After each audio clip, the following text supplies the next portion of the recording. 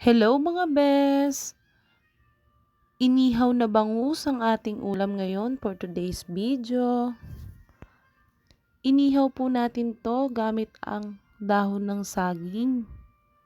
Meron na naman po tayo ditong sausawan na toyo, sibuyas, siling pula, kalamansi at onion rings. Siyempre, hindi mawawala ang ating target dito sa ating bangus. Ang taba ng bangus, mga bes. Kayo mga bes, anong hapunan nyo?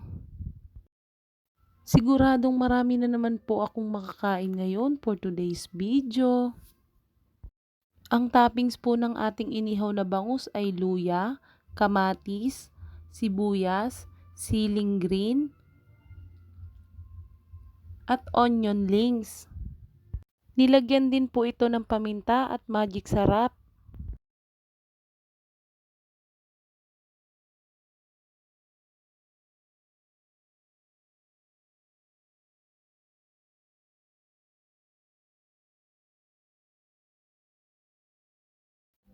Salamat sa panunood. Salamat din sa mga palaging sumusuporta at nag-share ng aking video.